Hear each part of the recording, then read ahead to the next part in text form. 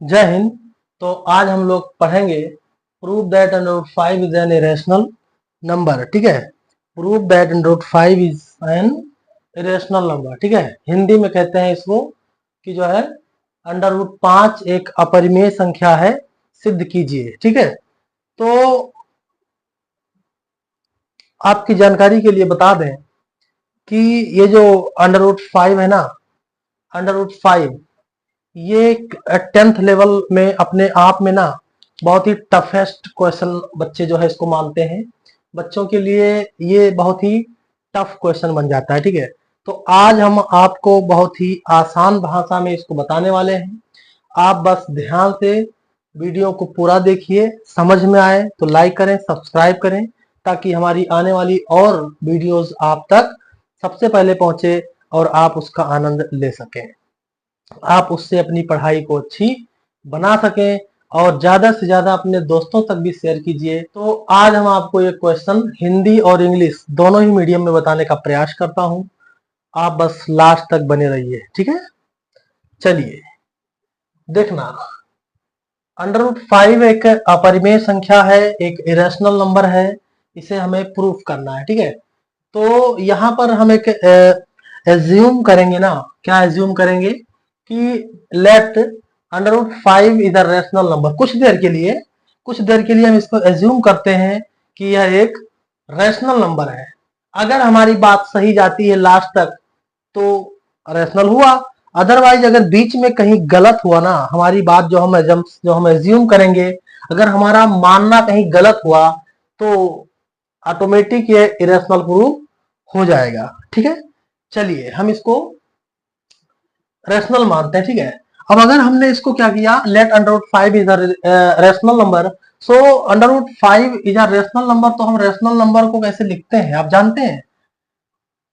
देखिए, rational number लिखने का जो तरीका होता है ना, वो आप जानिए पहले। रेशनल नंबर होता है ना, वो P/Q के फॉर्म में जो है लिखा जाता है। आप जानते हैं P/Q के फॉर्म में लिखा जाता है, वेयर, आपको बता दें, where Q is not equal to 0। Q कभी भी 0 नहीं होना चाहिए।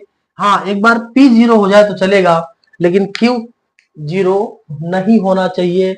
हमारा रेशनल नंबर का ये कंसेप्ट है।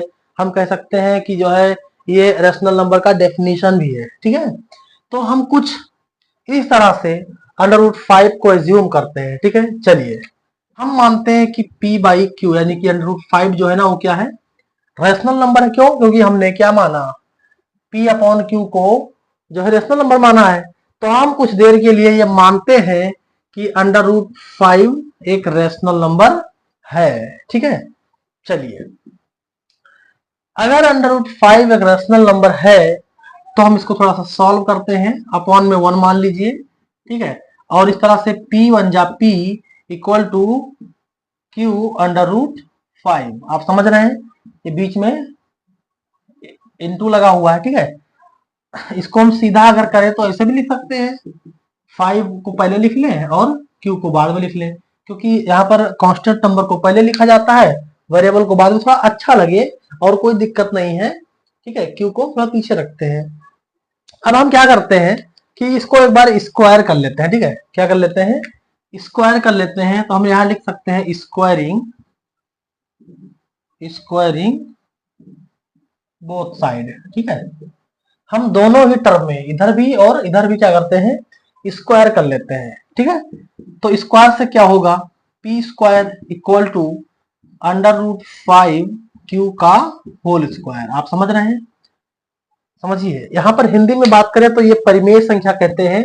अपरिमेय हमको प्रूफ करना था, हम अभी क्या मानते हैं कि ये परिमेय है। √5 क्या है, परिमेय है। जहां अपरिमेय को लिखते हैं P/Q के फॉर्म में, जहां पर Q क्या होता है, 0 होता है।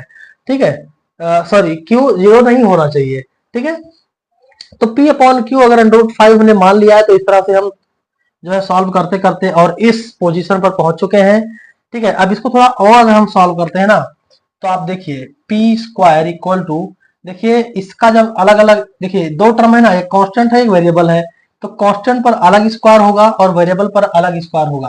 तो आपको जानकारी के लिए बता दें कि अगर किसी भी नंबर पर ना रूट लगाओ, ठीक है, और उसका स्क्वायर होता हो, तो उस स्क्वायर के बदले में रूट को हम रिमूव कर सकते हैं, हमारे पास सिर्फ एक्स बचता है। तो इस तरह से यहाँ पर क्या बचेगा, सिर्फ 5 बचेगा, और क्यू तो वेरिएबल है तो इसका स्क्वायर रह जाएगा। ठीक है, इस कि जो 5 है ना वो पी स्क्वायर को डिवाइड करता है। आप समझ रहे हैं, 5 पी स्क्वायर को क्या करेगा, डिवाइड करेगा। तो यहां पर लिख सकते हैं हम क्या, 5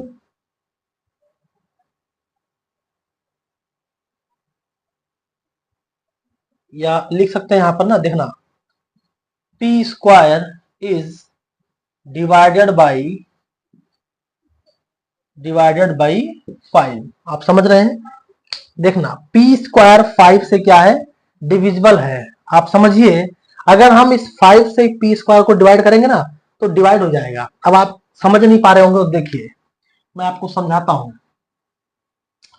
पी स्क्वायर का हम समझे, पी स्क्वायर को हम कुछ 25 मान लेते हैं, ठीक है, या 5 का स्क्वायर मान लेते हैं, ठीक है, और यहाँ पर 5 क्यों। आप समझ रहे बात को, कि अगर p को हम 5 मान ले कुछ देर के लिए, ठीक है, तो ये 5 से इसको डिवाइड कर सकते हैं, ठीक है, ये 25 हो जाएगा, और ये 5 क्यों, इससे कट जाएगा ये, तो 5 हो जाएगा। ठीक है, आप समझ रहे हैं ना।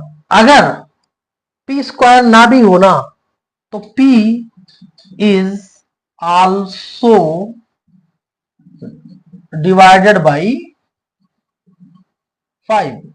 जिस तरह से पी स्क्वायर 5 से डिवाइड हो सकता है, उसी तरह p भी 5 से डिवाइड हो सकता है। आप समझना, जिस तरह से पी स्क्वायर, ठीक है, यानी कि 25 5 से डिवाइड हो गया, p भी 5 से डिवाइड हो सकता है, यानी कि जहां हमने स्क्वायर माना था वहां हम केवल 5 मान लेते हैं।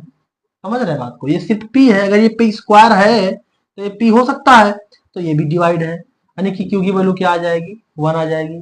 इस तरह से p square is divide by 5 and p is also divided by 5। कोई दिक्कत, अगर दिक्कत हो तो आप कमेंट में बताइएगा, हम आपको दोबारा से समझाने का प्रयास करेंगे। ठीक है, चलिए कुछ देर के लिए, ठीक है, हम क्या करते हैं कि इसको, ठीक है, यानी कि p को कुछ मान लेते हैं। आप समझ रहे हैं, नाउ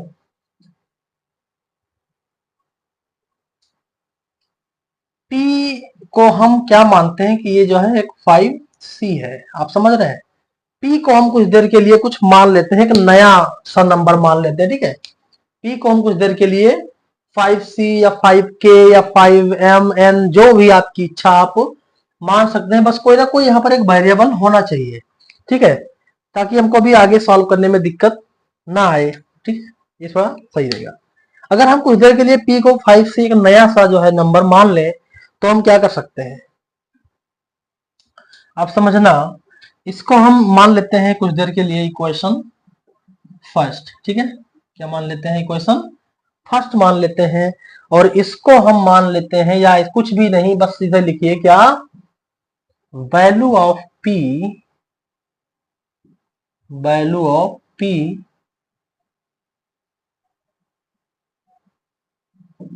पुट इन इक्वेशन 1। आप समझ रहे हैं,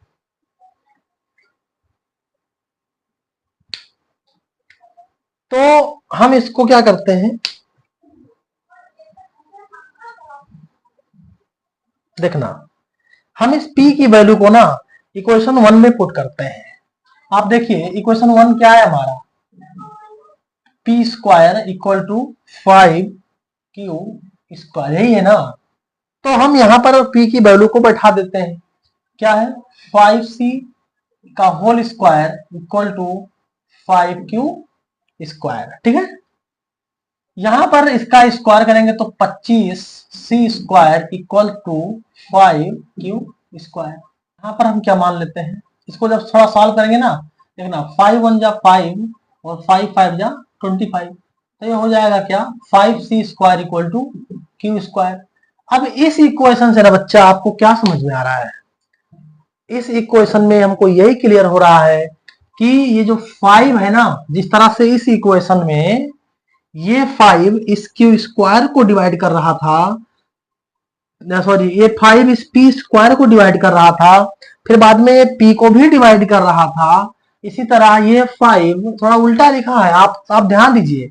हम इसको एक बार पलट दें, देखिए Q square equal to 5 C square. क्या अब आपको समझ में आ रही है? ये 5 क्या लिख सकते हैं यहाँ पर कि जो क्यू स्क्वायर है ना, Q square is divisible by 5, ठीक है। सो Q is also divisible by अगर इस इक्वेशन को आप समझ गए होंगे ना, तो ये आपको बेहतर समझ में आने वाला है। P square equal to 5 Q square, ऐसे ही Q square equal to 5 C square, ठीक है। तो जब यहाँ पर ये 5 पी स्क्वायर और पी को डिवाइड कर सकता है, तो यहाँ पर ये 5 क्यू स्क्वायर और क्यू को भी डिवाइड कर सकता है। इस तरह ना हम यहाँ कह सकते हैं, ठीक है, finally finally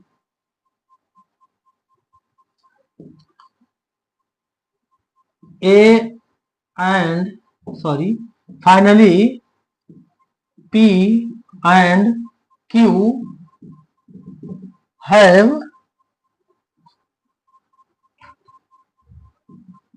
as a common factor 5, ठीक है। यानी कि हम कह सकते हैं कि P और Q के पास जो है 5 कॉमन फैक्टर के रूप में आ चुका है, ठीक है। जबकि हमने पहले क्या माना था, ठीक है, हमने जो है यहाँ पर P और Q को क्या मानते हैं कि यह एक को prime 5 as a common factor है, ठीक है, कॉमन फैक्टर, ठीक है। आपको बता दें कि हमने क्या है जो है P एंड Q को क्या एज्यूम किया हुआ था, P एंड Q आर को प्राइम, ठीक है।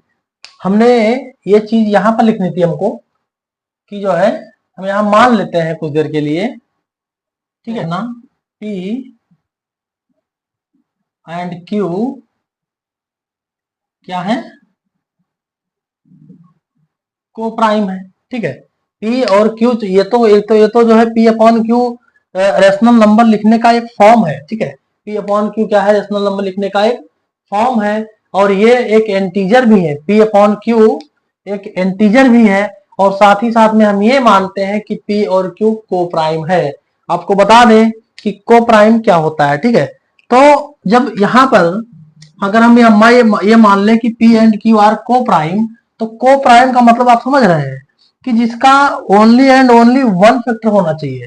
अगर P एंड Q आर को प्राइम है, तो मैं बता दूं आपको कि इसका जो है केवल और केवल एक फैक्टर होना चाहिए, तब हम हमारा ये जो है सही माना जाता। अगर P और Q को हमने क्या मान रखा है, को प्राइम, तो P और Q का जो फैक्टर होना चाहिए ना, कॉमन फैक्टर, वो कितना होना चाहिए, एक होना चाहिए। लेकिन यहां पर ये बताता है कि जो है इसके 5 एज अ कॉमन फैक्टर, यानी कि एक और कॉमन फैक्टर आ गया। अब हर नंबर के एक तो होते ही होते हैं, तो यहां पर एक और आ गया, यानी कि 5, यानी कि 2 कॉमन फैक्टर आ गए। तो कहने का मतलब है ना कि जो है दिस इज ए कंट्राडिक्शन, ठीक है, दिस इज अ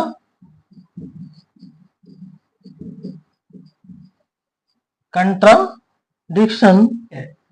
यहां पर क्या हो रहा है, देखना, हमने क्या माना था, P एंड Q हमारा क्या है, एक को प्राइम है। हमने उस जो है नंबर्स को यानी कि P और Q को यूज किया। यूज करने के बाद हमारे ये दोनों ही जो है कंसेप्ट में ये पता चल रहा है कि P का भी फैक्टर है और Q का भी फैक्टर है, और वो फैक्टर क्या है, 5 है। क्या है, 5 है, ठीक है। तो जब हमारे पास P और Q का एक और फैक्टर 5 है, और हर एक नंबर का तो आप जानते हैं कि एक तो फैक्टर होता ही होता है ना, हर एक नंबर का एक फैक्टर होता है, और इसमें एक और आ गया, आप देख पा रहे हैं 5, यानी कि इसमें P और Q के 2 कॉमन फैक्टर आ गए।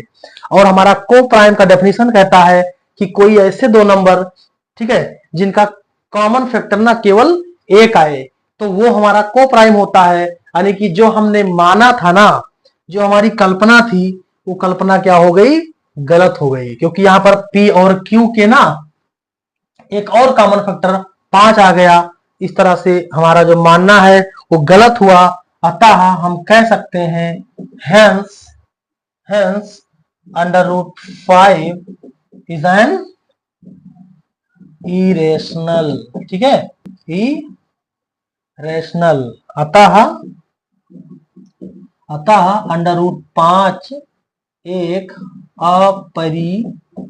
अपरिमेय संख्या है। आप समझ रहे हैं? यहां पर देखना, this is a contradiction to the fact that P and Q are coprime. यानी कि ये जो आपका आया है ना, फाइनली P एंड Q है 5 एज अ कॉमन फैक्टर, तो यहां पर हमको फाइनली ये मिल रहा है कि 5 जो है ना, ये P और Q का एक कॉमन फैक्टर है, जबकि को प्राइम कहता है कि P और Q का कॉमन फैक्टर केवल एक होना चाहिए, जबकि यहां पर एक और आ गया, यानी कि 5, यानी कि 2 कॉमन फैक्टर हो गए। तो ये हमारा क्या बोलता है, this is a contradiction to the fact that P and Q are coprime. यानी कि ये P और Q का जो वैल्यू आया है वो इस को प्राइम का क्या करता है, विरोध कर रहा है। यानी कि इस को प्राइम के डेफिनेशन का क्या कर रहा है, विरोध कर रहा है। अतः हमने जो माना था ना कि 5 इज अ रेशनल नंबर, वो रेशनल ना होकर के इरेशनल ऑटोमेटिक प्रूव हो चुका है, जैसा कि आप देख पा रहे हैं। ठीक है, वीडियो अगर आपको अच्छी लगी हो तो लाइक करें, सब्सक्राइब करें और अपने दोस्तों तक शेयर करें, ताकि उनकी भी हेल्प हो सके।